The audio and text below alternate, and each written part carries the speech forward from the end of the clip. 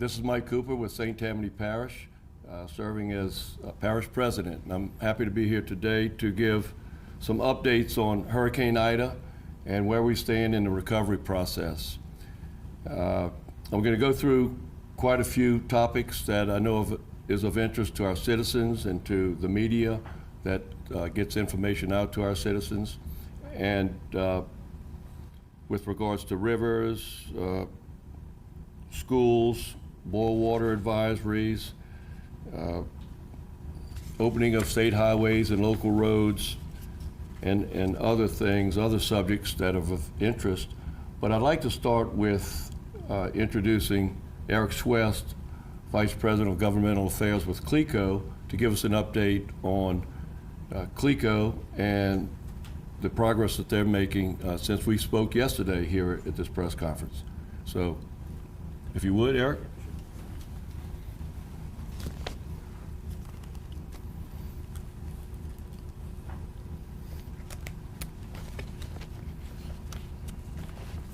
Good afternoon. Thank you, Parish President. Appreciate the opportunity to be here.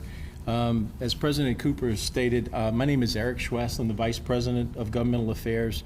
I am based here in Mandeville, where my permanent office is located.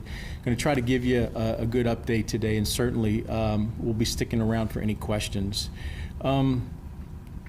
In Washington Parish, actually just want to mention a tidbit. We've got a couple of customers back on, but we're still roughly 99% out. We have a total of 800 customers there. In St. Tammany Parish, we serve, again, about 97,000 customers total, and we're 98% still out of power. The challenges that we're facing after additional assessment yesterday, when we began getting aerial assessment with the helicopters, we do have 4 of them in the region that have been up in the air all day today. The challenges we're seeing is flooding and high water will make for a very challenging travel conditions and restoration efforts for our crews. We are seeing an enormous amount of broken poles, impassable roads due to debris, and still downed trees in some of the areas. One of the challenges too is the heat. You know, to work in the heat, obviously it's quite hot outside for the crews, but they're going to work through that, and they're working 16-hour days right now. The pandemic is something that I didn't mention yesterday, but we are having to abide by spacing and guidelines that are required by Cleco, and we're asking customers to please stay off the roads. That's not happening. There's a lot of traffic out there. Highway 190 right now is backed up for miles, and one of the reasons, it's actually a good reason, Cleco is lifting and putting new lines in on Highway 190 right now. As we speak, they're lifting across that 4-lane highway system, which means that the Highway 190 corridor is expected to be energized this afternoon. That'll be good news for that corridor.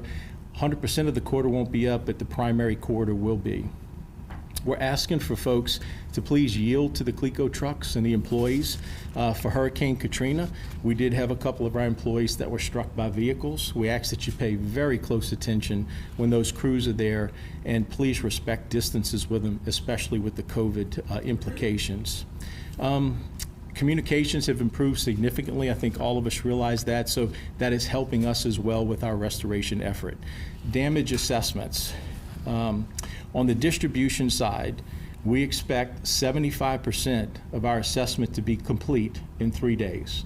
So somewhere around Thursday or Friday, we will be completed with all of our distribution assessment. From initial reports, we know the damage is significant, and restoration will be a multi-week event for some customers. Restoration efforts are ongoing in tandem with the damage assessment efforts. Related to our transmission system, which is so critical, we do have some good news there. Light structural damage and minimum tree interference has been assessed so far. Within 48 hours, Cleco's transmission system will be fully energized in St. Tammany Parish. However, the transmission system is dependent on some interconnects with Entergy and other utilities. Accessibility will be a challenge, given that the transmission runs over difficult to reach areas, canals and marshes. Much of this is flooded. But we do have on hand specialized equipment that I mentioned yesterday, which includes the helicopters, airboats, dozers, track hoes, cutting giraffes, and marsh buggies. I would like to give you kind of a little bit more detail relative to some of the areas. in the Covington, Madisonville, and Mandeville areas. Today, crews continue working on critical infrastructure, specifically Lakeview Hospital and St. Tammany Hospital. We feel pretty confident we should be able to get Lakeview Hospital up this evening. St. Tammany Hospital may take a bit longer, and we cannot make a guarantee for tonight, but we're hopeful to tomorrow. A large number of broken poles, downed trees are being reported in these areas. The Dove Park area, Hunt Drive substations are all energized, working on other substations in the region. This doesn't mean that customers will have power, but what it means is we have restored power to these substations that will eventually feed the distribution system. Some customers on Dove Park Road and Highway 59 will have power restored today, which means that Abita Springs will have an opportunity to begin heading in that direction. On the Slidell side, 100% now of Slidell Memorial Hospital is back on. Off of Terrace Avenue in Slidell is a city sewer pumping station. Crews are working on restoring power to it today. It should be restored this afternoon, is best expectations. A large number of broken poles and trees are on the lines being reported in that area. What I can share and make sure and cover Lacombe, we have 4 crews that are actually heading to Lacombe with materials as we speak, and they're working to get the nursing home back on in Lacombe. That is a high priority for us. Once the nursing home gets on, we'll kind of collapse and begin to move more materials and more crews into that area. Giving you guys just a little bit feel for the continued resources that we have in the area. At this time, we feel like we have absolute adequate resources. We have about 1,000 line mechanics, 750 distribution vegetation specialists are inside of the St. Tammany Parish footprint. We also have 70 assessment crews. That's approximately 2 to 4 men crews. 70 of them are out there doing assessment on the ground. We have 58 contractors that are working on assessment just for transmission. This includes the line contractors, vegetation for them as well. As we wrap up efforts in the New Iberia, St. Mary Parish area, we expect that those crews are going to be arriving here tomorrow, collapsing towards St. Tammany to support the effort. The following offices in the area will remain closed today and tomorrow. That's Covington, Mandeville, and Slidell. And with that, I just want to remind everyone relative to safety. We talked about generator safety. Please heed the warnings, outside only, and do not plug anything from a generator into a wall outlet with backfeeding that can get to our mechanics or to the public and create unsafe conditions. With that, I'll pause here and turn it back over to Parish President Cooper, and glad to take any questions. Thank you, Mr. Schwest. We are certainly appreciative of Cleco, its employees, and the efforts with the personnel from other agencies and the contractors and mutual assistance that you're providing. Thank you. I'd also like to, while we're speaking of power restoration,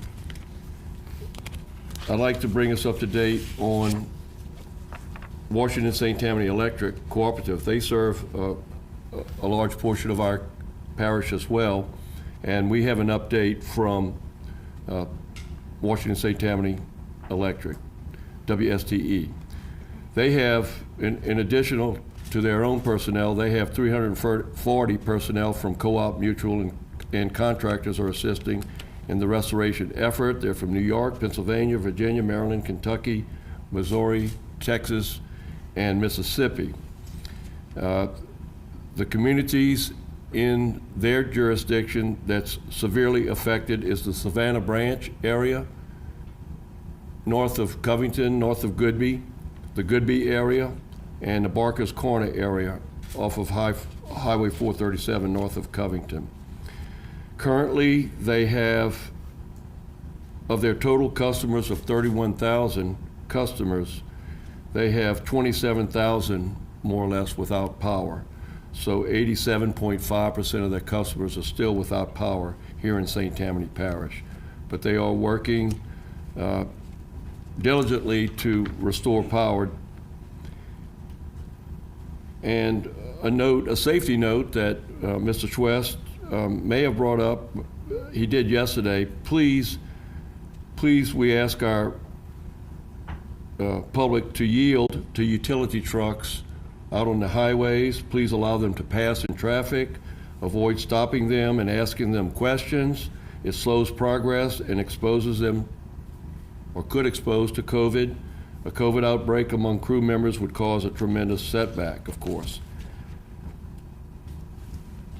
And Entergy has a small territory as well, and they are also providing restoration to their services as well. They're more or less in the southeast corner of St. Tammany Parish. So this is good news. I was out earlier today, and we saw the contractors, we saw the Cleco trucks and the contractors doing just what Mr. Schwest was saying. They were assessing, they were replacing broken power lines, they were raising power lines across the highways, and they're in big groups. We saw the staging areas on Highway 22 in Mandeville, at Highway 59 and I-12 in the large church parking lot. We have a staging area at the fairgrounds in Covington. And there are other areas across the parish that they're staging assets. And I have no doubt that they will be able to resume power to our citizens in a timely fashion, considering the storm, the type of storm that we went through and the devastation that we have. And with the good weather and God willing, I know that they're going to be able to move this forward.